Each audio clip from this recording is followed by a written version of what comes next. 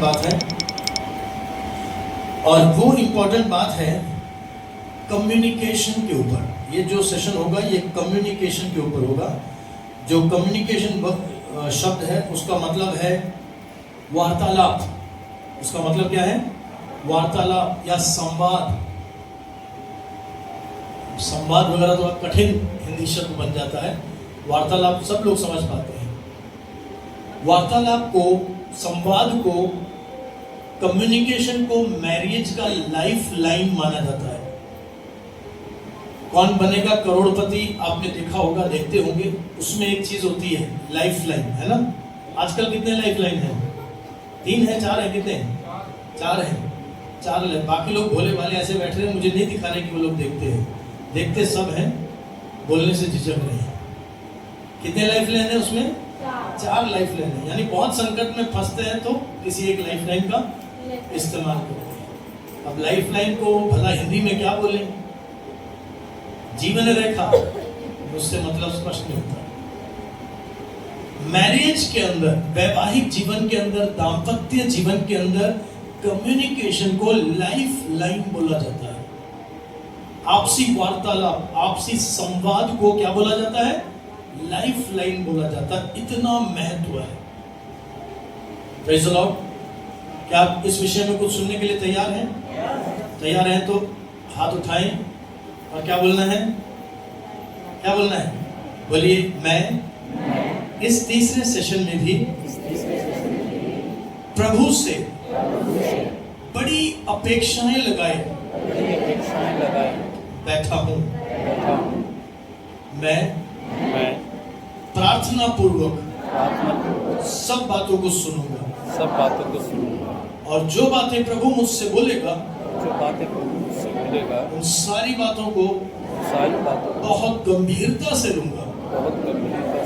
इसलिए मुझे निश्चय है कि इस दोपहर के बाद के सेशन में भी परमेश्वर हमें बहुत आशीषित करने वाला है। शैतान की कोई चाल यहाँ सफल नहीं होगी। शैतान मेरा ध्यान नहीं भटका सकेगा। पवित्र आत्मा मेरी मदद करेगा और मैं यहाँ से अनेक ताजी गवाहियों के साथ उठूंगा। आमीन, हालेलुया।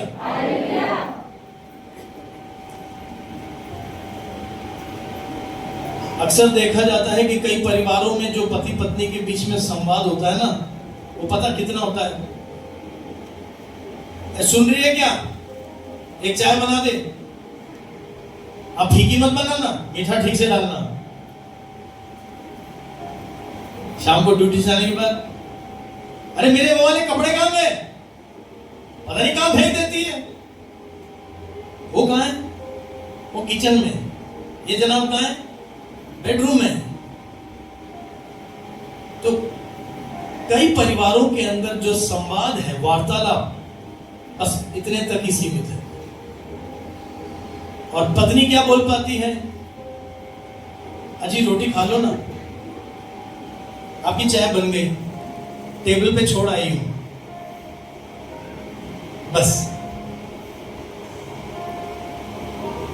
हमारे यहां तो पर्दा प्रथा भी है, अभी भी है ना, तो उसमें से बाहर निकले ही नहीं। तो मतलब पति पत्नी बात कब करें? छोटे घरों में रहते हैं, कई बार बच्चे होते हैं साथ में, या बड़े बूढ़े साथ में होते हैं, घर के बाकी लोग साथ में होते हैं। पति पत्नी को आपस में बात करने का वक्त नहीं मिलता है। चाहकर बात नहीं कर पाते या उसकी अहमियत को नहीं समझते। वार्तालाप ठप है। ए चाय बना दे, मेरे कपड़े कहाँ हैं? कपड़े धो दिए थे क्या? हाँ वहां पड़े तो हैं। सुखाए थे क्या? हाँ सुखाए ना, वहां डाल दिए मैंने, अलमारी में डाल दिए। देखो। अरे अलमारी में कहा? मुझे दिख ही नहीं रहे, नीचे देखो ना। सब इस कमरे से उस कमरे में, उस कमरे से। इसे नहीं बोलते वार्तालाप। इसे नहीं बोलते हैं वार्तालाप। मसीही परिवार के अंदर वार्तालाप को, आपसी वार्तालाप को, आपसी संवाद को, कम्युनिकेशन को बहुत महत्वपूर्ण जगह दें। तब आप देखेंगे कि परमेश्वर आपके पारिवारिक जीवन के ऊपर, आपके दाम्पत्य जीवन के ऊपर आशीष देगा। हालेलुया। समय निकालें बात करने के लिए, समय निकालें बात करने के लिए, क्योंकि परमेश्वर के वचन के अनुसार शब्दों में बहुत ताकत है। शब्दों में बहुत ताकत है। क्या आप बाइबल की किसी ऐसी आयत को याद करते हैं जहां ऐसा लिखा है कि जीवन और मृत्यु जीभ के वश में है? जीवन और मृत्यु जीभ के वश में है। जीवन और मृत्यु जो शब्द वहां लिखा है, उसका मतलब हार और जीत भी है। हार और जीत किसके वश में है? जीभ के वश में है। सफलता और असफलता किसके वश में है? जीभ के वश में है। बच्चों ने यहां से बोला कि वो नीति वचन में लिखा हुआ है। निकालें नीति वचन 18 अध्याय और उसकी 21वीं आयत पढ़िएगा। जीभ के वश में। हाँ, कौन सी आयत हम पढ़ रहे हैं? नीति वचन 18 अध्याय और उसकी 21वीं आयत। हाँ, जीभ के वश में मृत्यु और जीवन दोनों होते हैं, और जो उसे काम में लाना जानता है वह उसका फल भोगेगा। यहाँ क्या लिखा है? जो उसे काम में लाना जानता है, जो उसे काम में लाना जानता है वो उसका फल भोगेगा। यानी प्रभु ने हमारे जीव के वश में जीवन और मृत्यु को रखा है, पर हमें उसे काम में लाना आना चाहिए। हमें उसे काम में लाना आना चाहिए। अपने पारिवारिक जीवन के अंदर शब्दों को महत्व दें। Praise the Lord. शब्दों में चोट पहुंचाने की ताकत है, शब्दों में मरहम पट्टी करने की ताकत है, शब्दों में उत्साहित करने की ताकत है, शब्दों में निराश करने की ताकत है, शब्दों में जोड़ने की ताकत है, शब्दों में बोलिए तोड़ने की ताकत है। जारी बनते जा रही है। जैसे घोंसला होता है ना चिड़िया का। कभी आपने देखा कि किसी चिड़िया ने अचानक से पूरा घोंसला बना दिया? नहीं, एक एक करके तिनका इकट्ठा होता है। कैसे इकट्ठा होता है? एक एक करके तिनका इकट्ठा होता है। तिनके इकट्ठे होते, फिर घोंसला तैयार हो जाता है, और उस घोंसले में फिर चिड़िया आराम से बैठती है, फिर वहां अंडे देती है और अपने चूजों को पैदा करती है। हेलो, ये शक बेवजह शक के तिनके इकट्ठे होते रहते, घोंसला बन जाता है। घोंसला बनाकर फिर शैतान उसमें बैठ जाता है, अंडे देता है, फिर उसके चूजे निकलते हैं और परिवार बर्बाद हो जाता है। पर इस शक की बीमारी का भी प्रभु की हुजूरी में दवाई है। यीशु नाम में छुटकारा है। अगर किसी भी परिवार के अंदर इस तरह शक की बीमारी लगी हुई है, तो यीशु मसीह के नाम में आज इस दोपहर के वक्त वो शक की दीवारें टूट जाए, वो बंधन टूट जाए और परिवार आजाद हो जाए। और प्रभु ने आपको छू लिया है तो सेशन के बाद ना अकेले में अपने पति से बोलना, अपनी पत्नी से बोलना, मैं बेवजह शक करता था, मुझे माफ कर दो। प्रभु ने आज मुझसे बात किया, मैं आजाद हो गया हूँ, अब मैं नहीं शक करूंगा। बोले प्रभु यीशु मसीह की हालेलुया। प्रभु के चरणों में माफी मांगने के लिए तैयार हो जाना, और माफी मांगने के लिए कल का इंतजार मत करना। आज प्रभु ने बात किया है ना, तो खाना खाने से पहले अकेले में ले जाना, बोलना माफ कर दो। है क्या? माफ कर दो। मैंने उस दिन हाथ उठाया था, तुम पे माफ कर दो। मैंने उस दिन तुम पे गाली बकी थी, माफ कर दो। बीबी बोले मैंने बेलन पकड़ लिया था, माफ कर दो। Hallelujah, praise the Lord. क्योंकि हम नहीं बदलेंगे, अगर हम अगर बदलेंगे नहीं तो प्रभु का काम कैसे होगा? प्रभु का काम तो तब होगा ना जब हम बदलने को तैयार हो जाएं, जब समर्पण करेंगे, मिट्टी की तरह समर्पण करेंगे। तो तुमको कुम्हार क्या करेगा? कुम्हार नया रूप दे देगा। कुम्हार क्या करेगा? अब देखो, ये सेशन समाप्त होने का समय आ गया है। ये सेशन समाप्त होने का समय आ गया। इस सेशन में मुख्यतः मैंने जो बातें आपको बताई वो ये है कि विश्वास को लंगर बनाइए। विश्वास को क्या बनाइए? लंगर बनाइए, और विश्वास के कुछ ऐलान कीजिए। क्योंकि प्रभु कहता है कि मेरा धर्मी जन विश्वास से जीवित रहेगा, यानी पारिवारिक जीवन को भी विश्वास के दम पे चलाएगा। हालेलुया। और विश्वास क्या है? विश्वास ये है कि प्रभु ने हमको जोड़ा है। विश्वास क्या है? प्रभु ने हमको जोड़ा है। और अगर अतीत में कुछ बातें बिगड़ी भी हैं तो भी हम विश्वास से क्या बोलेंगे? हम बोलेंगे अच्छा कुमार फिर से बनाएगा। हम क्या बोलेंगे? अच्छा कुमार फिर से बनाएगा। और कौन सी आयत के दम पे बोलेंगे? यिर्मयाह 18 अध्याय की जो आयतें हमने पढ़ी हैं उन आयतों के दम पे बोलेंगे। बोले प्रभु यीशु मसीह की। अब इस सेशन को समाप्त करने का समय आ रहा है। खाना मास्टर जी तैयार है? तैयार है? खाना वाना तैयार है? आपकी भूख तैयार है कि नहीं? भूख तैयार है कि नहीं? मैं वचन की भूख की बात कर रहा हूं। दूसरी वाली भूख तो आपको लग ही नहीं रही है, मुझे पता है। मैं वचन की भूख है कि नहीं है? हालेलुया। तो इससे पहले कि दोपहर के भोजन के लिए हम जो है एक अल्प विराम लें, मेरे को आपको एक बात और बतानी है। और वो बात बताने के लिए मैं आपको मलाकी की पुस्तक में ले जाता हूं। पर क्या है, हिंदी में वो शब्द नहीं है जो होना चाहिए। वहां पर एक शब्द है जो हिंदी में नहीं है, फिर भी मैं आपको बताने की कोशिश करूंगा। मलाकी की पुस्तक दूसरा अध्याय, मलाकी की पुस्तक दूसरा अध्याय और उसकी 14वीं आयत से मैं पढ़ता हूं। आप अपनी बाइबल में फॉलो कीजिए।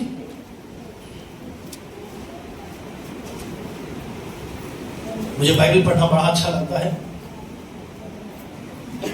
और बाइबल का पाठ करना और भी अच्छा लगता है। हम कौन सी आयत बोल रहे हैं? मलाकी दूसरा अध्याय उसकी 14वीं आयत से आगे। अब अपनी अपनी बाइबल में फॉलो कीजिए।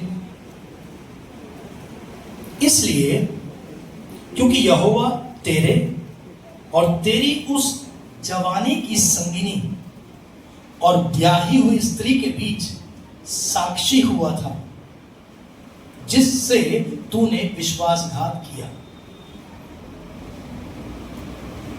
15वीं आयत, क्या उसने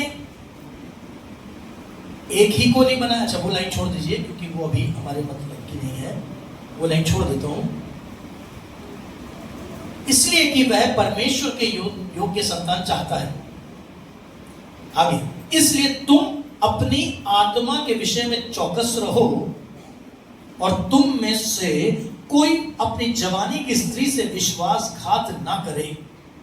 क्या लिखा है? तुम में से कोई भी अपनी जवानी की स्त्री से विश्वासघात ना करे, क्योंकि इज़राइल का परमेश्वर यहोवा यह कहता है, मैं स्त्री त्याग से घृणा करता हूं और उससे भी जो अपने वस्त्र को उपद्रव से ढांपता है। इसलिए तुम अपनी आत्मा के विषय में चौकस रहो और विश्वासघात मत करो। सेनाओं के यहोवा का यही तो यहां पर बार बार लिखा है, क्या मत करो? विश्वासघात।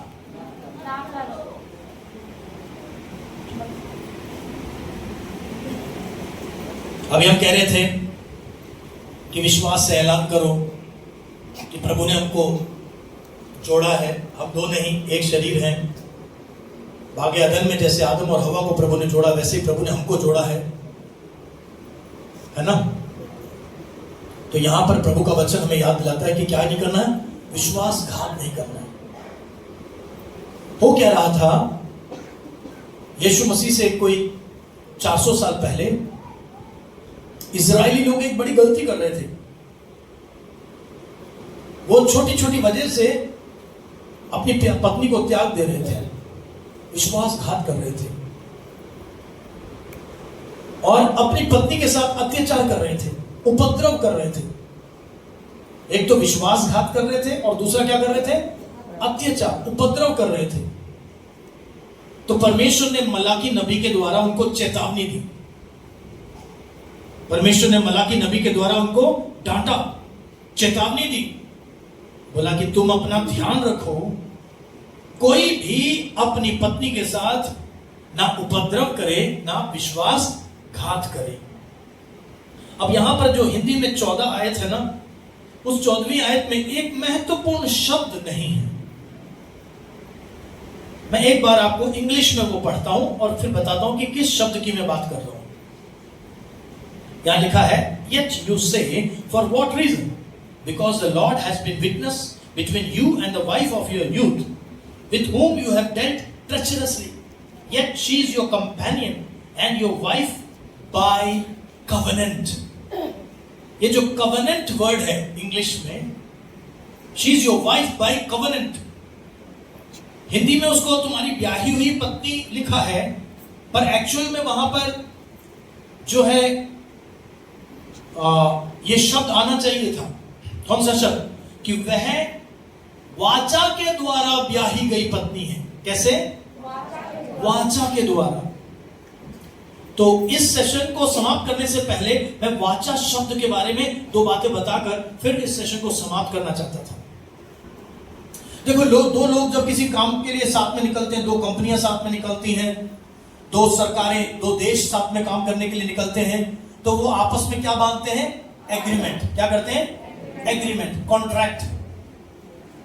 किसी को कोई काम का ठेका लेना होता है तो उसको क्या बोलते हैं? साथ दीजिए, थोड़ा सा साथ दीजिए, मैं जानता हूं आप थक गए होंगे। थक गए आप? नहीं? तो आपके साथ का एहसास मुझे नहीं मिल रहा है। जब किसी को हम काम देते हैं तो क्या देते हैं? जब ठेका देते हैं तो क्या साइन करते हैं? कॉन्ट्रैक्ट। और कॉन्ट्रैक्ट पे जो काम करता है उसको क्या कहते हैं? कॉन्ट्रैक्टर। क्योंकि कॉन्ट्रैक्टर किस पे काम करता है? कॉन्ट्रैक्ट पे। अब कॉन्ट्रैक्ट में क्या होता है? वो एक एग्रीमेंट होता है, उसमें लिखा होता है ये काम परमेश्वर की चलती है। हम अपने आप को परमेश्वर के वचन के अधीन कर देते हैं। किसके अधीन कर देते हैं? हम परमेश्वर के अधीन, परमेश्वर के वचन के अधीन कर देते हैं। कितने लोग बाइबल लेकर आए हैं? अपनी बाइबल उठाएं, अपने दाहिने हाथ अपनी बाइबल उठाएं और बोले, मैं परमेश्वर के वचन के अधीन हूं। मैं पूरी तरह परमेश्वर के वचन के अधीन हूं। मैं अपनी मर्जी में नहीं चलता हूं। मेरी मर्जी इस वचन के द्वारा परमेश्वर की मर्जी के अधीन है। हालेलुया। गर्व से बोलिए, मेरा दाम्पत्य जीवन, मेरे जीवन साथी के साथ मेरा रिश्ता इस वचन के अधीन है। इस वचन के द्वारा परमेश्वर की मर्जी के अधीन है। आमीन। हालेलुया। अब राजा कौन है? अब राजा कौन है हमारे बीच में? परमेश्वर। न्यायाधीश कौन है हमारे बीच में? परमेश्वर। सलाहकार कौन है हमारे बीच में? परमेश्वर। हालेलुया। अब हम अपनी मर्जी के मुताबिक नहीं चलते। जहां अपनी अपनी मर्जी चलाते हैं वहां पर झगड़े होते हैं। जहां पति पत्नी दोनों अपनी अपनी मर्जी चलाते हैं वहां पर झगड़े होते हैं। पर दोनों मिलकर जब परमेश्वर की मर्जी के अधीन होते हैं वहां परमेश्वर का काम प्रकट होने लगता है। जब पति पत्नी को सलाह मशवरा देने का मौका मुझे मिलता है तो एक उदाहरण जो प्रभु ने मुझे बहुत साल पहले दिया था वो जरूर मैं उनके साथ बांटता हूं। उदाहरण पता क्या है? रोटी का। किसका? आपने कभी कोई ऐसा पौधा देखा है जिसपे रोटी बनकर तैयार लटकी रहती है और आप तोड़ के फुल के खाते हैं? पेड़ से पराठा तोड़ के खाते हैं, ऐसा नहीं है ना? प्रभु ने पौधे पे क्या उगाया है? गेहूं। प्रभु ने पौधे पे क्या उगाया है? गेहूं। गेहूं का दाना। प्रभु चाहते तो रोटियां भी उगा सकते थे। फल तो प्रभु ने पेड़ पे लगाए हैं, तोड़ के खाना पड़ता है, ना पकाना पड़ता है ना कुछ। सेब तोड़ा पेड़ से खा लिया, अनार तोड़ा पेड़ से खा लिया। पर रोटी प्रभु ने ऐसे नहीं बनाई। प्रभु ने पौधे पे क्या बनाया? गेहूं। प्रभु ने गेहूं बनाया। खाते हम क्या है? गेहूं या रोटी? तो खाने लायक बनने के लिए गेहूं को गेहूं से लेकर रोटी तक का सफर तय करना पड़ता है। क्या आप मेरे साथ हैं? कहां से कहां तक का सफर? गेहूं से लेकर। अब ये सफर बहुत सुहावना है क्या? गेहूं की सफाई होती है, उसके बाद उसको पीसा जाता है। क्या किया जाता है? पीसने का काम बहुत आसान है। पत्थर के बीच में वो पिसता है। पिस के अपना पहला जो उसका वजूद था वो खो देता है। अब वो क्या बन गया? पाउडर। अब वो बन गया पाउडर। फिर उसको हम क्या करते हैं? गूंथते हैं, उसके बाद बेलते हैं, फिर आग पे सेकते हैं, पकाते हैं, तब जाकर के गेहूं वो सफर तय करता है और क्या बन जाता है? रोटी, जिसको हम खा के ताकत पाते हैं। Praise the Lord. पारिवारिक जीवन में भी याद रखना, गेहूं को रोटी तक का सफर तय करना पड़ता है। पारिवारिक जीवन के अंदर हमें उस प्रक्रिया में से होकर जाना पड़ता है। दोनों पति पत्नी को पिसना पड़ता है, साथ जीना सीखना पड़ता है। अगर आप अपनी मूंछें ऊपर रखेंगे और बोलेंगे मैं तो नहीं बदलूंगा, मैं तो जैसा हूं, नहीं। पहले आप बिस्तर पे सोते थे तो एक पैर मद्रास में और दूसरा पैर कलकत्ता में, पर अब आ गई है बीबी, अब आ गई है बीबी। अब उधर से उस पैर को मद्रास से विशाखापट्टनम तक लाना पड़ेगा और इस पैर को कलकत्ता से विशाखापट्टनम तक लाना पड़ेगा, ताकि बीबी के लिए बेड पे जगह बन जाए। Praise the Lord. इसलिए सेमिनार में वो लोग आए जिन्होंने अपनी मर्जी परमेश्वर की मर्जी के अधीन कर दिया है। अब यहां कोई नहीं है मुच्छड़ बैठा हुआ, मैं नहीं बदलूंगा, मैं जैसा हूं। अब ये नहीं कि मुच्छड़ ही होते हैं खतरनाक। इतने सारे वीडियो हमारे पास आ रहे हैं, सबूत सामने दिख रहा है कि मुच्छड़ नहीं, मुच्छड़ से भी खतरनाक। आजकल कहीं लिखते हैं ऐसी महिलाओं से, ऐसी बीवियों से बचाओ, क्योंकि कितने लोगों ने सुसाइड कर लिया, आत्महत्या कर लिया। बोले मैं बीवी से परेशान हूं, और आत्महत्या करने वाले साधारण लोग नहीं, कोई आईटी इंजीनियर है, कोई कौन है, कोई क्या है, आत्महत्या कर रहे हैं। और वीडियो में क्या बता रहे हैं कि मैं अपनी पत्नी के अत्याचार से परेशान हूं। कई लोग तो पुरुष बचाओ आंदोलन शुरू करना चाहते हैं।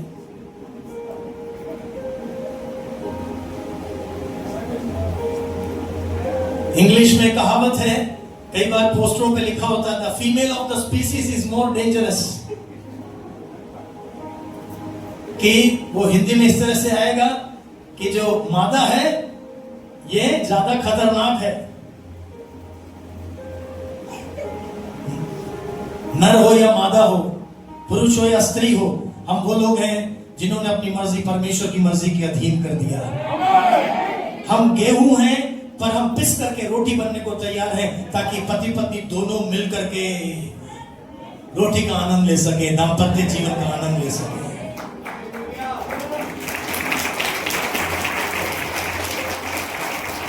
आप इन बातों को ग्रहण करना, क्योंकि मैं पवित्र आत्मा की ओर से खड़ा होकर बात कर रहा हूं। हालेलुया। मैं बहुत ज्ञान की लुभाने वाली बातें आपको सुनाकर जाना नहीं चाहता हूं, बल्कि हम तो मात्र एक माध्यम के रूप में यहां खड़े हैं, और मैं पवित्र आत्मा के काम के आड़े नहीं आना चाहता हूं। हम तो केवल माध्यम के रूप में खड़े हैं कि पवित्र आत्मा तुम जो करना चाहते हो वो करो। अगर हमारी जुबान को इस्तेमाल करते हो तो कर लो। Hallelujah, praise the lord. तो कहां है आपकी बीवी, कहां है आपका पति? पकड़ो हाथ अपने पति का, अपनी पत्नी का, किसी और के पति, किसी और की पत्नी का नहीं, अपने पति अपनी पत्नी का हाथ पकड़ो एक और बार। Praise the Lord. और मान लो एक अंगीकार करो इस समय। हमने तो बहुत अंगीकार किया हुआ है, पर प्रभु हमें दोबारा मौका देता है। क्या बोलना है मालूम है? एक दूसरे से बोलना है। और जब हम बोलते हैं तो कौन कौन सुनता है? प्रभु भी सुन रहा है, शैतान भी सुन रहा है। प्रभु भी सुन रहा है और शैतान भी सुन रहा है। सुनने दो। प्रभु पे भरोसा करके बोलो कि हम गेहूं से रोटी तक का सफर तय करने के लिए तैयार हैं। मैं तैयार हूं, मैं पिसने के लिए तैयार हूं, ताकि हम जय में जी सकें, हम जय में जी सकें, हम दंपत्ति के रूप में जी सकें। सके, हम दो के रूप में नहीं, एक तन के रूप में जी सके। दो के रूप में नहीं, एक तन के रूप में जी सके। हालेलुया। आपने हाथ पकड़ा हुआ है तो प्रभु वहां चमत्कार कर रहा है, प्रभु अद्भुत काम कर रहा है। हालेलुया। प्रभु अद्भुत काम कर रहा है। अगर आप सच्चे मन से ये सब करेंगे ना, तो प्रभु आपको, आपके परिवार को परमेश्वर अपने बड़े बड़े कामों के लिए इस्तेमाल करेगा।